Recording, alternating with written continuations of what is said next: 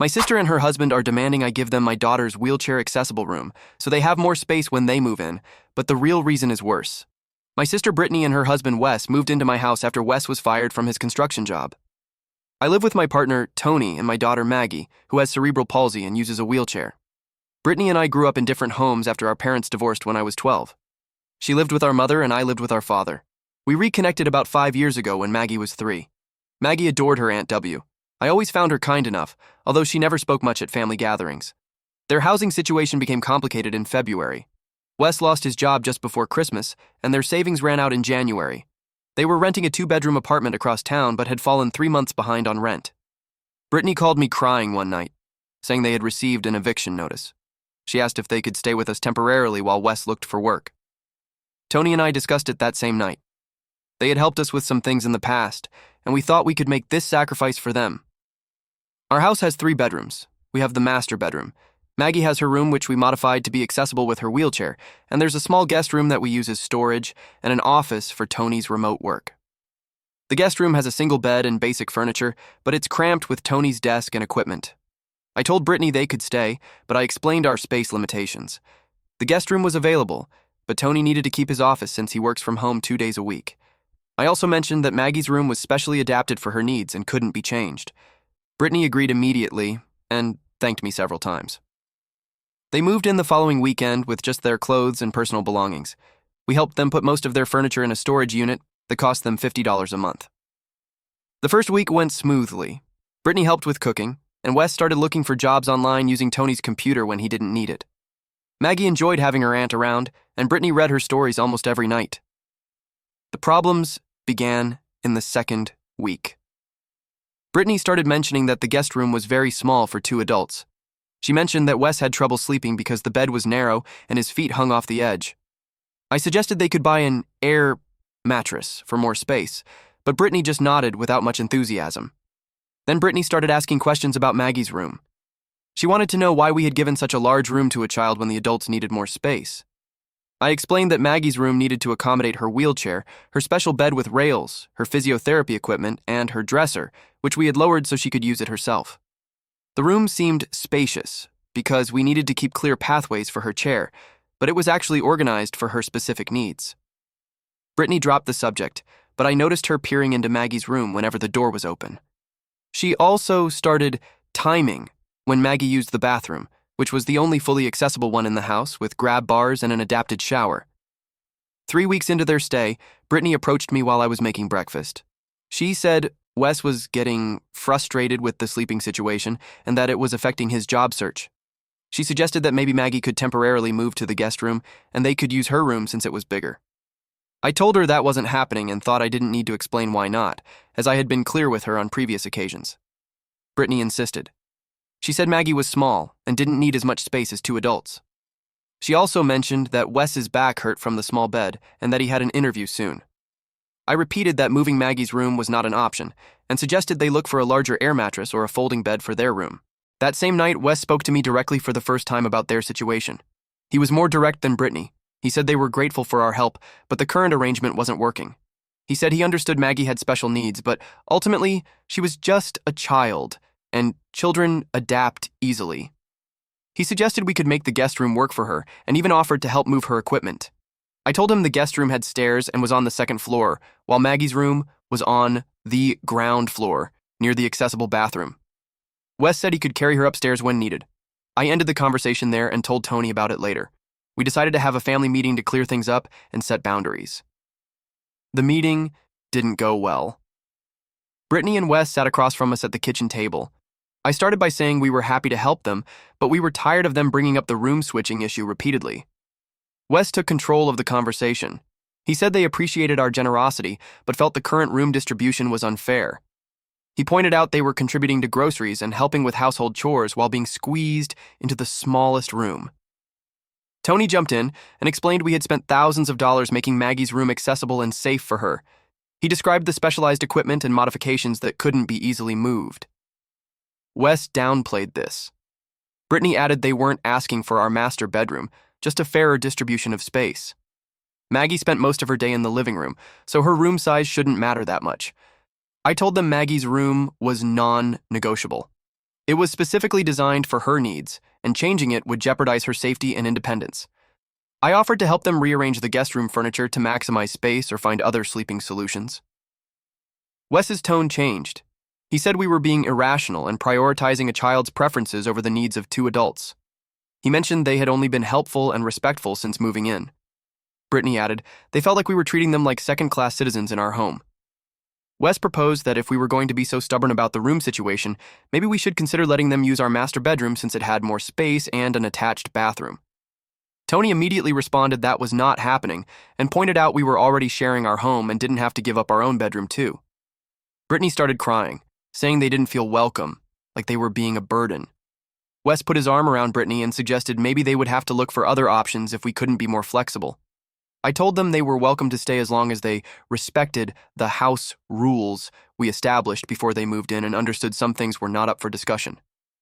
Wes stood up, saying they were going to think about whether this arrangement worked for anyone. Brittany followed him upstairs. The next morning, Brittany barely spoke to me. Wes avoided eye contact completely. The atmosphere in the house became tense. They stopped helping with cooking, and Wes spent most of his time outside the house, supposedly looking for work. Brittany stayed in their room or went out to visit friends. This continued for another week. Maggie started asking why her aunt wasn't reading her stories anymore. Tony commented that Wes had been using his computer at odd hours and leaving food crumbs on the desk. I tried talking to Brittany, but she gave curt answers and said everything was fine. Last Sunday, everything came to a head. I was helping Maggie with her physiotherapy exercises in the living room when Brittany came downstairs. She watched us for a few minutes, then she asked if we could talk privately. We went into the kitchen while Tony continued working with Maggie. Brittany commented that she had been researching online about children with disabilities and had learned that many families make adjustments to accommodate everyone's needs. She found examples of children in wheelchairs living in smaller spaces and suggested maybe we were being overprotective of Maggie. She offered to help modify the guest room to make it more accessible. I replied that I wasn't going to discuss this further and that we had already made our point clear. To Brittany, that seemed like an excuse. She said we could install a stair lift or carry Maggie when necessary. She also suggested it might be beneficial for Maggie to learn to adapt to different environments. I lost my patience with my sister because she wasn't understanding my daughter's needs, despite having lived with us for over a month. If she expected us to compromise our daughter's comfort for her comfort, she was selfish. Brittany started crying again and accused me of calling her a bad person for asking reasonable questions. Wes came downstairs during our argument and immediately sided with Brittany. According to him, I had yelled at his wife and accused me of being defensive about criticism. He added that they had tried to approach the situation diplomatically, but I was being irrational. He said they were starting to question if it was worth staying with us for so much drama. I told them both that if they weren't happy with our hospitality, they were free to find somewhere else to stay. Wes said maybe they would do just that and stormed upstairs with Brittany. They spent the rest of the day packing their things and making calls. That night, Brittany came to talk to me and said they had decided to move in with Wes's brother, who had a bigger house and was more understanding of their situation. I told them that sounded fine, that they had found something that suited what they needed better. Wes loaded the car the next morning without saying goodbye to any of us. It's been 2 weeks since they left. Our mother called yesterday and said Brittany told her what I did and wasn't happy at all with my family. She was disappointed with how I handled the situation and suggested I should have been more creative in finding solutions. Tony thinks I did the right thing, and so do I, but apparently I let 2 narcissists into my house and that's what I get, my mother taking their side. Update 1. Some people asked for more details about what happened after Brittany and Wes left. I thought the drama was over, but I was wrong. There are new things I think you should know. The day after my original post, a friend of Brittany's, let's call her Meredith, contacted me on Facebook. She told me she needed to talk to me about something important related to Brittany and Wes's living situation. What she told me was that Brittany had been staying at her apartment for 3 days after leaving my house, not at Wes's brother's place, as my sister had told me. Meredith said she had been crying constantly and seemed scared of something. According to this friend, Wes had become increasingly controlling over the past year. She said Brittany had told her he made all the financial decisions and had access to all her accounts. She also said Wes had been pressuring Brittany to ask me for money, not just accommodation. Apparently, Brittany refused because she knew Tony and I were saving for Maggie's future medical expenses. Meredith said Brittany was ashamed of her financial situation and that her husband had made her promise not to talk about it with family. Meredith believed Wes had pressured Brittany to ask for Maggie's room because he wanted to establish dominance within our house and see how far he could control the situation. She also said Wes had made several inappropriate comments about Maggie while they were in our house. Apparently, he mentioned to Brittany that children with disabilities were a financial burden and suggested we were wasting money on Maggie's equipment and therapies, that maybe we should get rid of her. Meredith said Brittany had defended Maggie, but Wes kept insisting on the subject. I asked Meredith why she was telling me all this now, and it was because Brittany had confided in her 2 days prior that Wes had found a new place to live, but it was with people my sister didn't know, and she was scared to move there. My sister had asked to stay longer, but the lease only allowed short-term visits. Meredith gave me Brittany's new phone number, as she had had to change it because he was checking her calls and messages. My sister, according to her friend, wanted to contact me, but was afraid I would reject her after how everything ended. I called Brittany that same night. She answered on the first ring and immediately began apologizing. She said she was very sorry for Wes's behavior and admitted she had been afraid to confront him while they were in our house. She also confirmed her friend's version of what was going on with her husband. She explained he lost his job not due to layoffs, as they told us, but because he failed a drug test. He was using cocaine regularly and had been hiding it until recently. She found out about the drug use 2 weeks before they moved in with us, but Wes convinced her not to say anything because it would hurt his chances of getting another job. Brittany also admitted that Wes never intended to respect our house rules. From the beginning, he planned to push for better conditions, and he had instructed her on what to say. He got angry when I refused to move Maggie and started blaming her for not being convincing enough. The conversation was difficult. Brittany cried almost the whole time and kept apologizing. She said she realized how wrong their demands were, but she felt trapped because she had nowhere to go. She explained he controlled her finances, and she had no access to money to get a place on her own. Wes had found a house where they could rent a room from an acquaintance of his, but this person was his dealer. Brittany was terrified, but Wes said it was temporary until he got back on his feet. She said the other people in the house made her feel uncomfortable, and she barely left the room. Brittany begged me not to tell our mother about Wes's drug use because she was ashamed. She also asked me if there was any way she could come back and stay with us without Wes, but I needed to talk to Tony and think about everything she had told me. Tony and I had a long conversation that night. He was understanding of Brittany's situation but was worried about bringing more drama into our home. We were also concerned about Wes's reaction if Brittany left him and returned to our house. And if he was that unstable, we didn't know what he might do regarding Maggie. It's not like he had good things to say about her. I decided to research resources for domestic abuse victims and discovered that financial control and isolation are common tactics. My sister's situation fit many of the patterns described online. The next day I called Brittany again and offered to help her leave her husband. I told her we could tell our mother and she could stay with her for a while until she found something more permanent. She wanted to think about it a little. 3 days later, Brittany called me from a police station. She told me Wes turned violent when she told him she was considering leaving him. He grabbed her arm and twisted it when she was trying to pack some clothes. Brittany managed to get out of the house and called 911. She had a bruise on her arm and scratches on her face from the incident. The police took pictures and helped her file a restraining order against Wes. Brittany asked me if my offer to help her was still valid because she had nowhere to go. Tony and I went to pick her up from the police station that night. She only had the clothes she was wearing and what fit in her bag. Wes had kept all her belongings, including her ID and bank cards, at the house where they were living. We are seeking a court order to enter with the police and retrieve them. Brittany has been with us for 5 days until we get them back. She is staying in the guest room and seems very grateful for anything. She spends time with Maggie every night and has apologized several times for Wes's behavior. She has also started looking for work. Wes has been calling from different numbers trying to contact Brittany. He showed up at our house once, but left when Tony opened the door and mentioned the restraining order. Brittany is working with a legal advocate to retrieve her belongings and access her bank accounts. Brittany says she tried to give me hints about the problems, but was too scared to be direct. Our mother doesn't know the whole story yet, but at some point she will have to. Some people might wonder why I'm giving Brittany another chance after how things went the first time. The truth is, I believe she was a victim of manipulation. Her behavior makes a lot more sense now that I understand what was really happening behind the scenes. Maggie is happy to have her aunt back. Tony is still cautious, but he agrees that Brittany deserves support to get away from Wes. Update 2. Not everything that has happened recently has been positive. Brittany had been living with us for about 3 weeks and seemed to be making progress. She got a part-time job at a local supermarket and was working with social workers to rebuild her life. The restraining order against Wes was still in effect, and he hadn't contacted her directly in over a week. Brittany had also started therapy through a program for domestic violence survivors. She apologized to Tony and me several more times for the demands they made about Maggie's room. During that time, Brittany was still hesitant to tell our mother what had really happened with Wes. And I didn't pressure her because she was getting better and would likely move out on her own thanks to the progress she was making. Traveling to our mother's state would mean starting all over. The situation suddenly changed 3 weeks ago. Brittany received a call from our mother saying Wes had contacted her directly. Wes told Mom that Brittany was lying about the abuse and that she had actually been unfaithful with Tony. He claimed that was the real reason Brittany wanted to stay at our house.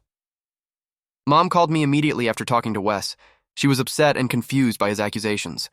I explained everything that was happening because there was no reason not to anymore, but she wanted to talk to my sister. Brittany called Mom that night and told her everything about Wes's drug use, financial control, and physical abuse. Mom's response was not what we expected.